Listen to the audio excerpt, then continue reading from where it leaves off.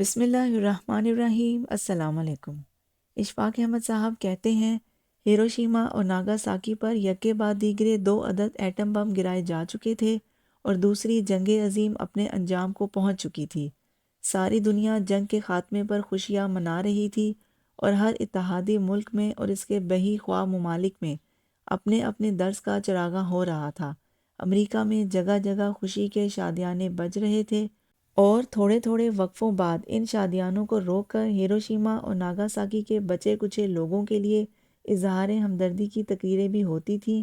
ان تقریروں میں human rights, آزادی اظہار اور بنیادی انسانی حقوق کا تذکرہ ہوتا اور پھر ہیروشیما اور ناگاساکی کی صفحہ ہستی سے مٹ جانے والی مخلوق کے لیے دعائیں بھی مانگی جاتی۔ جشن کے جلوسوں میں پادری ساتھ ساتھ چلتے تھے اور نیست و نابود ہو جانے والوں کے لیے مغفرت کی دعا کرتے تھے۔ فتح کی خوشی میں اسکولوں، کالجوں اور سرکاری محکموں کو چھٹیاں دی گئیں۔ جگہ جگہ برطانوی جھنڈوں کی سلامیاں اتاری گئیں۔ شاعروں نے تہنیت نامے لکھے، اخباروں اور رسالوں میں خصوصی نمبر شائع کیے۔ چھوٹے چھوٹے علاقوں میں بھی مشاعروں اور قوالیوں کا اہتمام کیا گیا۔ شہر بشہر ڈرامے گھمائے گئے جن میں ہٹلر، میسولینی اور ہیرو ہوکا کا کردار ادا کرنے والوں پر جوتوں، روڑوں، گلی سڑی سبزیوں کی بارش کی جاتی۔ میں ایسے ڈراموں میں تھیلا بھر کر پلپلے بینگن لے جاتا تھا کہ ان کا نشانہ خوب لگتا تھا اور ان کا ملبہ آسانی سے اترتا نہیں تھا۔ ماسٹر بالی کو اس فتح کی ذرا بھر خوشی نہ ہوئی تھی۔ ڈپٹی کمشنر صاحب نے انہیں ضلع کے فنکشن کے لیے بلایا تو بیمار ہو گئے۔ مقامی ڈاکٹر نے جب جناب ڈپٹی کمشنر صاحب کے کہنے پر انہیں چیک کیا تو واقعی شدید پیچس مروڑ کے مریض نکلے۔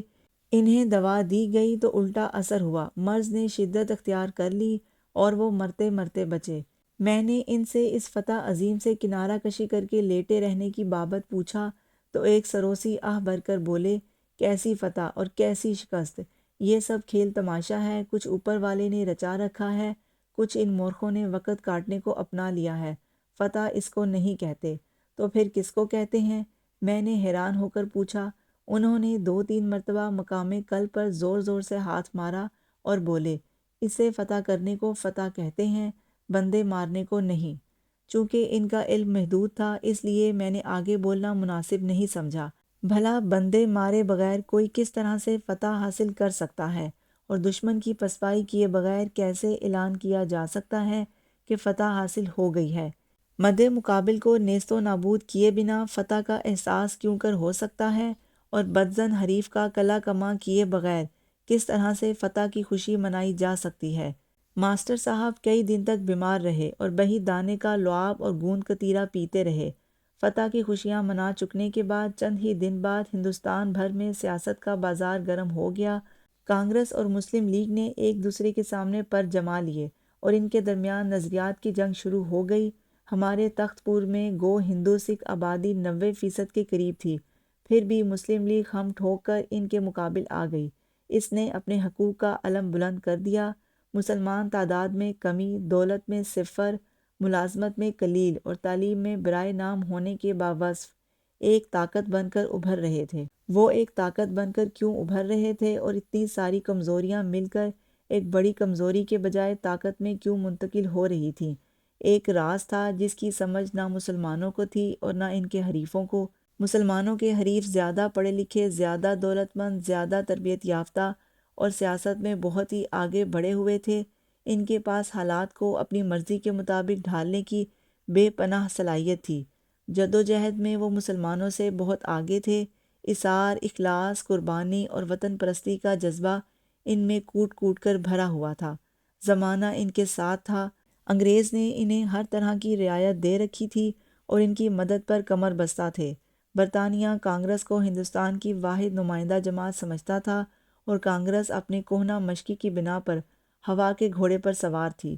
مالی طاقت کے علاوہ ان کی عددی قوت ایک واضح اور جائز حق کی ترجمان تھی، لیکن یہ سارے عوامل مل کر فیصلہ مسلم لیگ کے حق میں دے رہے تھے اور کانگریس کے سارے نمائندہ ہند سے ضرب کھا کر جواب مسلم لیگ کے حق میں نکال رہے تھے۔ ہند سے ہندو کے تھے، حاصل ضرب مسلمانوں کے کھاتے میں کریڈٹ ہو رہا تھا۔ پانسا کانگریس پھینکتی تھی، گوٹ مسلم لیگ کے گھر کی طرف پگ رہی تھی۔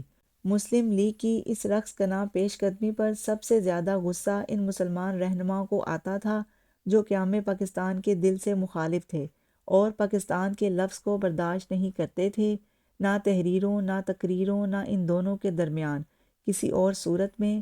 لیکن پاکستان کی منزل دندناتی ہوئی اپنے آرزو مندوں کی طرف بڑھ رہی تھی، بالکل اس اسٹیشن کی طرح جو ڈاک گاڑی میں چپ چاپ بیٹھے مسافروں کی طرف بڑھتا رہتا ہے۔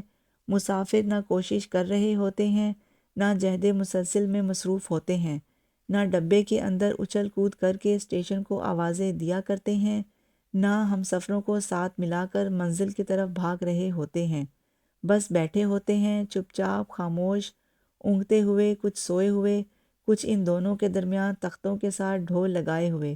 بس ان کی ایک مشترکہ آرزو، ایک متفقہ خواہش اور ایک سانجھی اچھا ہوتی ہے کہ اسٹیشن پر پہنچنا ہے، اور اسٹیشن خود بخود گھنٹوں کی منزل منٹوں میں طے کرتا ہے، ان کی طرف لپکنے لگتا ہے، وہ خود منزل کی طرف نہیں بڑھتے۔ منزل ان کی متعلقہ خواہش کی ڈور سے بندھی اپنے آپ کو ان کی جانب کھینچنے لگتی ہے۔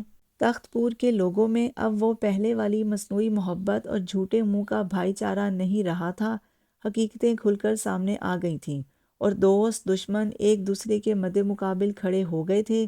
رات کے وقت اپنی اپنی بستیوں سے اپنے اپنے نعرے بلند ہوتے، اور دن کے وقت لوگ ایک دوسرے سے ملتے ہوئے کترا کر کنی کاٹ جاتے۔ راولپنڈی اور لاہور سے شرناتھیوں کی نقل مکانی شروع ہوئی تو ہم کو احساس ہو گیا کہ اب ہم تخت پور میں نہیں رہ سکتے، اب اس جگہ کو چھوڑ کر جانا ہی پڑے گا۔ 14 اگست کی رات ٹھیک 12:01 پر جب آل انڈیا ریڈیو لاہور سے پاکستان براڈ کاسٹنگ سروس کی اناؤنسمنٹ ہوئی تو تخت پور کے در و دیوار پاکستان زندہ باد اور اللہ اکبر کے نعروں سے گونج اٹھے۔ صبح ایک قیامت کا سماں تھا۔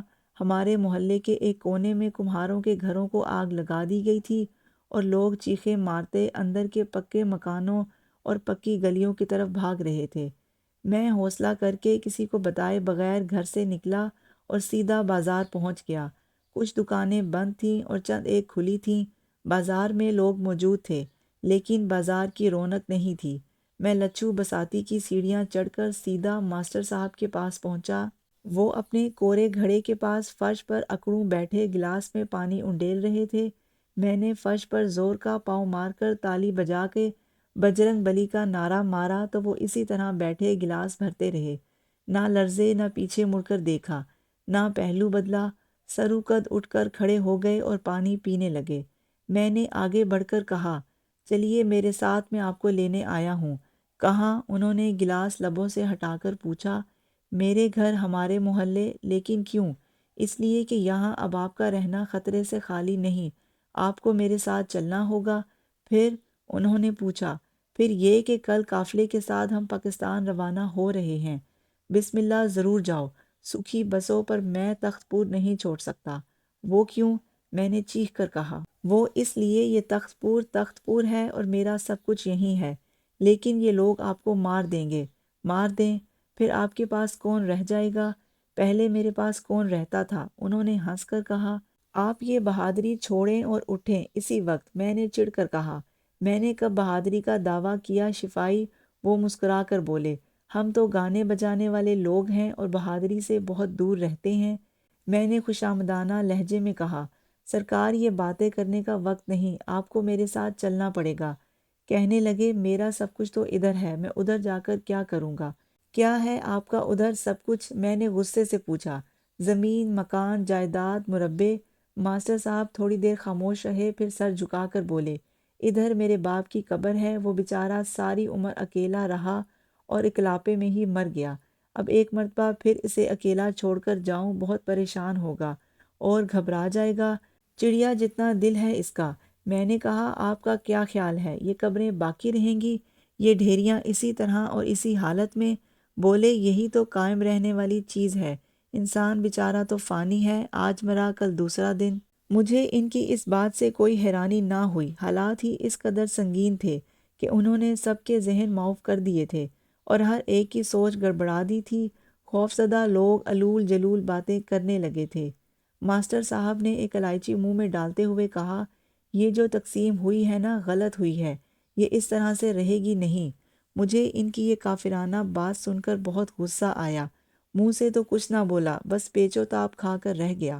انہوں نے الائچی کا چھلکا آہستگی سے منہ سے نکالا اور کہنے لگے، یہ بابے بڑے طرفدار لوگ ہوتے ہیں، الگ الگ نہیں رہ سکتے۔ زندہ لوگ الگ الگ ہو سکتے ہیں، یہ ایک دوسرے سے جدا ہو کر زندگی بسر کر سکتے ہیں، پر یہ بابے بڑے نسبتی ہوتے ہیں، یہ نہ تو اپنی نسبت چھوڑ سکتے ہیں اور نہ ہی اپنے پیاروں سے بے تعلق ہو سکتے ہیں۔ یہ اپنے سلسلے کے اندر ہی رہتے ہیں۔ تم لوگوں نے بڑی غلط لکیر کھینچ دی ہے، یہ رہے گی نہیں۔ اگر وہ میرے استاد نہ ہوتے تو شاید اس خطرناک لمحے میں میرا ہاتھ ان پر اٹھ جاتا۔ وہ اپنی دھن میں بولے جا رہے تھے، دیکھو شفائی، داتا اپنے پیارے اجمیری سے کتنی دیر الگ ہو کر رہ سکتا ہے، اس پیارے سے جس نے ان کے قدموں میں بیٹھ کر چلا کاٹا اور مراقبہ کیا۔ کیا بابا فرید یہاں پاک پتن میں، اس کا بالکا نظام دین دلی میں، یہ کب تک ایک دوسرے سے علیحدہ رہیں گے، کیسے ہجر کی سختیاں کاٹیں گے؟ دربار صاحب امرتسر میں، اس کی بنیاد رکھنے والے میاں میر لاہور میں، دربار صاحب کب تک اپنے بابا مستری سے الگ رہے گا؟ یہ تو مورخ لوگوں کی کم عقلی ہے۔ میں نے کہا سرکار، یہ تو سکھوں کا اپنا فیصلہ ہے اور انہوں نے اس فیصلے کے ساتھ تلوار بھی گھما دی ہے۔ ہنس کر کہنے لگے، جلد ہی انہیں یہ تلوار الٹی گھمانی پڑ جائے گی، آج نہیں 50 سال بعد سہی، 50 سال بعد نہ سہی، 100 سال بعد سہی، 200 سال بعد سہی، لیکن اس فیصلے پر نظر ثانی ضرور ہوگی۔ جب تک اجمیر اندر نہیں آئے گا سکون نہیں ہوگا۔